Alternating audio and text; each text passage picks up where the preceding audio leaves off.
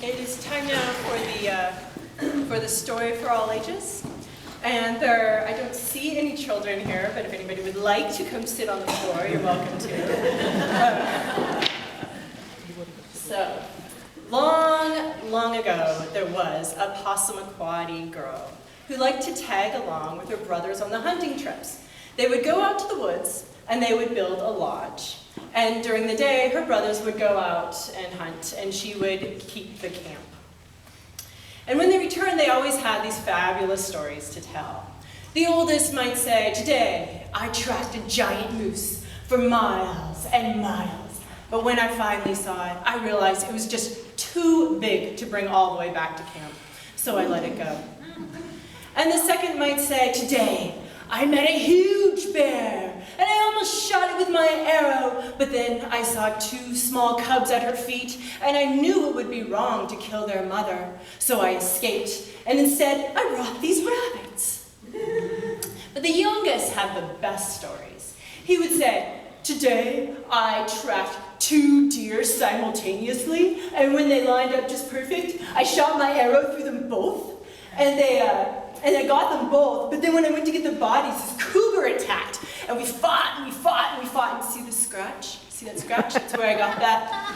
And when I finally realized that I was just too tough to kill, it ran off with one of my deer, so that's why I only brought one back. The girl loved to listen to her brother's stories almost as much as they loved to tell them. And as every storyteller knows, the listeners are the best part, so they called her Little Listener. And one day they came home from their hunting excursion, and they were all very worried. And the oldest said, "Today I saw huge footprints." "Like a man's," the other said. "Only much bigger," said the youngest. And they all knew just what it was, but they didn't dare say its name. It was the Chenoo, which is like the Bigfoot. It's like Bigfoot. Only the Passamaquoddy believed that it ate people. Specifically, young people, preferably young people on hunting trips in the woods. And they were all very worried. But finally, the oldest was tired of being worried and just wanted to fall asleep. So he said, "You know what? We're probably just freaking ourselves out. It's probably just like bear tracks or something." "Oh yeah, that bear I saw the other day." "Ah, the bear!" And they went to sleep, except Little Listener. She had also seen those tracks, and she knew the difference between truth and fiction. She had had a lot of practice, thanks to her brothers. And she knew that those were real tracks. And so the next morning, when her brothers left for their hunting excursion, she came up with a plan. She was still worried, but now she had a plan. She made a huge pot of stew and a nice soft bed in the lodge. And she sat in the lodge and she waited and waited. And then she heard it. She heard the huge footsteps pounding, coming closer and closer. And through the door she saw the huge shadow cast over the ground.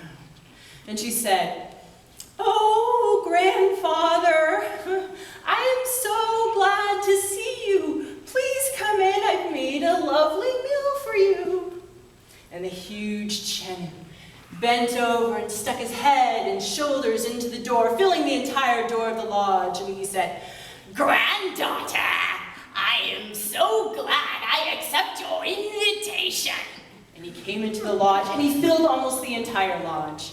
And she handed him up her huge bowl of stew, and it looked like just a little teacup in his hands, and he drank it in one gulp. And then he showed his mouth full of huge teeth as large as spear points, and Little Listener could not tell if he was going to eat her for dessert or if he was smiling. Until he said, "Granddaughter, thank you for feeding me, and now I know we are family. I was going to eat you, but now I will not eat you, and I will not eat anyone in our family. Can you tell me what I can do to help our family now?"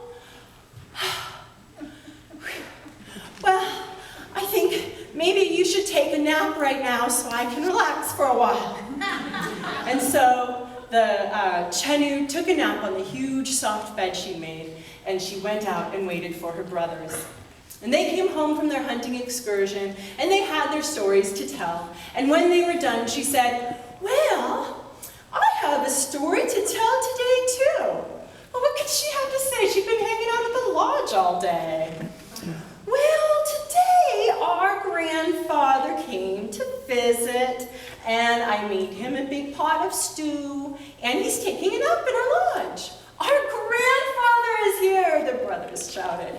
She said, "Yes, and I will wake him so you can see him again, but you have to promise me that when I wake him and you meet him, you will treat him as family."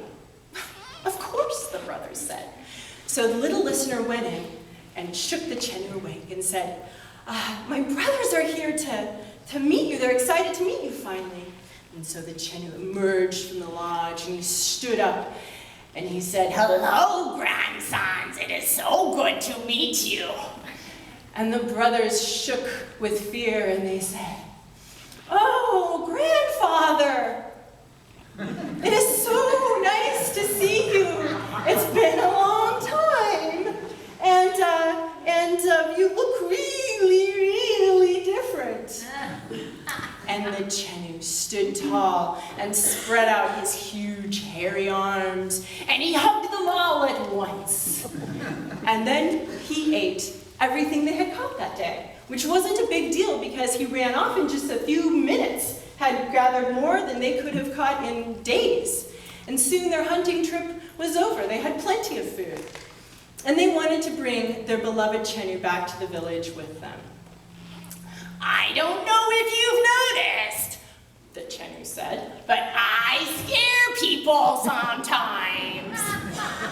Build me a sweat lodge and I will see if I can change."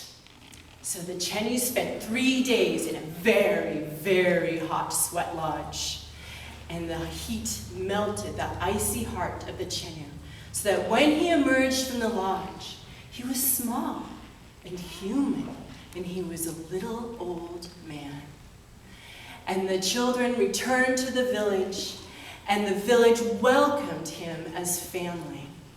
And that is the power of love. It can turn human monsters into humans, and it can make the whole world one big family. And now you are dismissed to listen to the rest of the service.